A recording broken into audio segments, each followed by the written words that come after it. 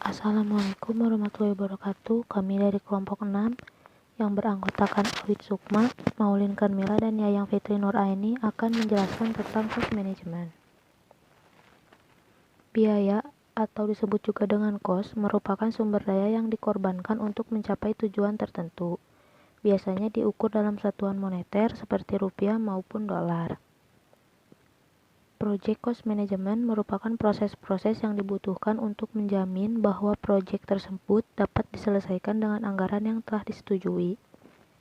Estimasi biaya adalah suatu cara untuk mengestimasi biaya dari sumber daya yang digunakan untuk menyelesaikan suatu proyek. Penentuan anggaran, suatu cara untuk mengalokasikan estimasi biaya ke detail pekerjaan untuk diukur kinerjanya. Pengendalian biaya merupakan suatu cara dalam mengendalikan perubahan terhadap anggaran proyek. Prinsip dasar pengelolaan biaya. Di sini ada profit atau keuntungan, yaitu pendapatan dikurangi pengeluaran. Ada juga margin profit, yaitu rasio pendapatan terhadap profit. Selanjutnya ada siklus hidup pembiayaan, yaitu total biaya untuk memiliki sebuah produk atau layanan, atau biaya pengembangan ditambah support. Selanjutnya, cash flow analysis, yaitu menentukan estimasi biaya dan keuntungan tahunan untuk sebuah proyek dan cash flow yang dihasilkan selama setahun. Di sini juga ada tangible cost or benefit, yaitu biaya atau keuntungan organisasi mudah diukur dengan rupiah atau dolar. Selanjutnya, intangible cost or benefit, yaitu biaya atau keuntungan organisasi yang sulit diukur dengan rupiah atau dolar. Selanjutnya ada direct cost, yaitu biaya yang langsung berelasi dengan memproduksi produk dan layanan.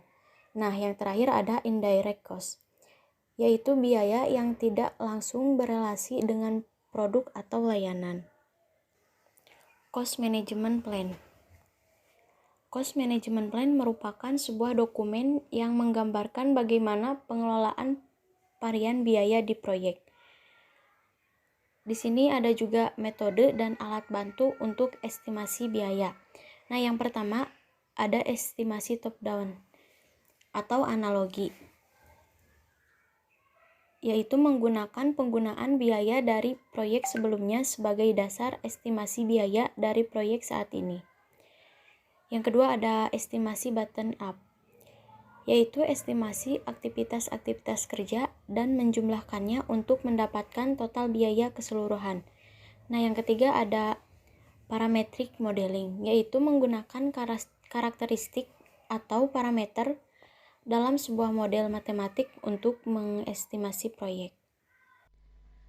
Pembahasan selanjutnya dalam cost management itu terdapat earned value management atau EVM. EVM ini adalah teknik pengukuran kinerja proyek yang mengintegrasikan ruang lingkup, waktu, serta biaya. Nah, dengan sebuah baseline ini adalah rencana awal yang ditambah perubahan yang telah disetujui. Dengan itu kita bisa menentukan seberapa baik sebuah proyek dalam targetnya.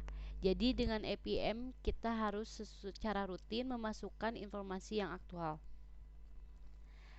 Terdapat beberapa istilah dalam EPM. Yang pertama adalah PP atau Plan Value, yaitu nilai yang direncanakan. Nilai yang direncanakan ini adalah total estimasi biaya yang disetujui. Kemudian ada AC atau Actual Cost, yaitu total direct cost dan indirect cost yang dikeluarkan saat mengerjakan aktivitas.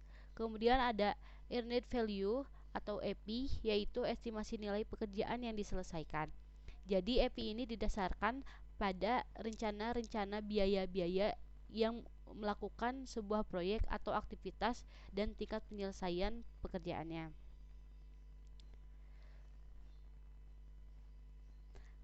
Kemudian terdapat tingkat kinerja atau rate of performance. Jadi rate of performance atau RP ini adalah sebuah rasio antara pekerjaan yang telah selesai dengan pekerjaan yang direncanakan. Contohnya, misalkan aktivitas instalasi server berdasarkan rencana pada minggu pertama tuh telah selesai 100%, sedangkan pada pelaksanaannya pada minggu pertama aktivitas baru diselesaikan setengah jalan, maka kinerjanya adalah 50%. Seperti itu.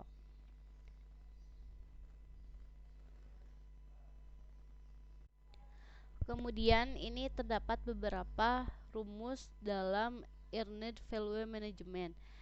Yang pertama, untuk mencari EPI atau Earned Value ini yaitu dengan cara Planned Value dikali dengan Rate of Performance atau RP. Kemudian untuk mencari Cost Variance yaitu Earned Value dikurangi dengan Actual Cost. Kemudian untuk mencari schedule variance yaitu earned value dikurangi dengan planned value. Kemudian untuk mencari cost performance index atau CPI yaitu EPI dibagi AC, earned value dibagi dengan actual cost. Kemudian untuk mencari schedule performance index yaitu earned value dibagi dengan planned value. Kemudian untuk mencari estimate at completion atau EAC yaitu BAC dibagi dengan CPI. Kemudian untuk mengestimate time to complete yaitu original time estimate dibagi dengan SPI. Langsung aja kita ke contohnya.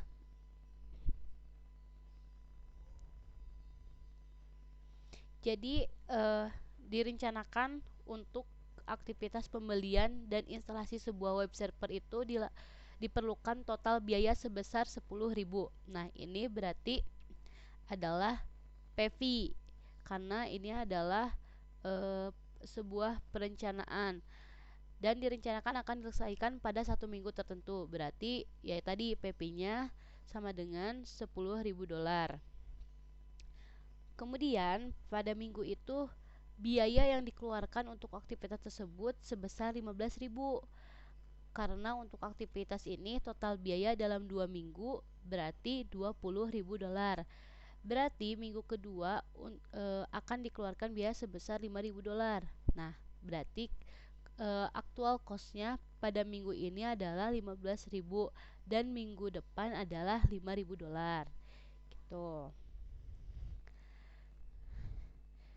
Kemudian misalkan rate of performance-nya atau RP-nya adalah 50% dikarenakan waktu di mana pekerjaan seharusnya sudah selesai sementara pekerjaan tadi baru selesai 50% pada minggu pertama.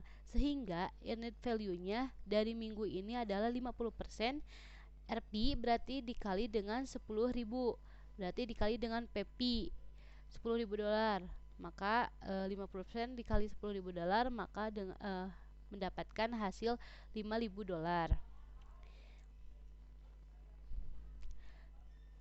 Jadi EPI pada proyek ini adalah $5.000.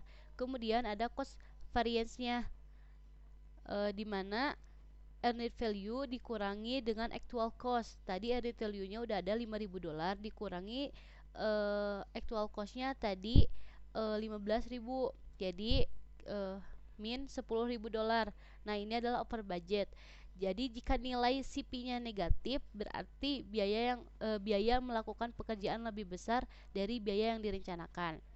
Kemudian untuk menghitung schedule variance atau SP yaitu earned value dikurangi dengan planned value.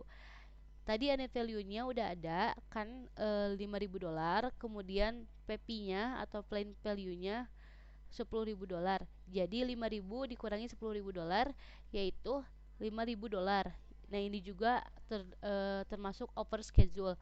Jadi jika nilai SP negatif berarti waktu pekerjaan melebihi dari yang direncanakan atau behind schedule yang memakan waktu yang lebih lama dibandingkan dengan yang direncanakan dari awal. Kemudian untuk menghitung EAC yaitu actual cost dibagi dengan earned value kemudian dikali dengan total biaya proyek yang direncanakan. Untuk actual cost tadi udah ada $15.000, kemudian dibagi dengan $5.000. Berarti hasilnya $5.000. Kemudian dikali dengan total biaya proyek yang direncanakan yaitu $10.000, yaitu PEPI. Berarti hasil dari proyek ini adalah hasil dari EAC proyek ini adalah $30.000. Mungkin itu saja yang dapat kami sampaikan mengenai cost management. Kurang lebihnya kami mohon maaf. Wabillahi taufiq wal hidayah. Wassalamualaikum warahmatullahi wabarakatuh.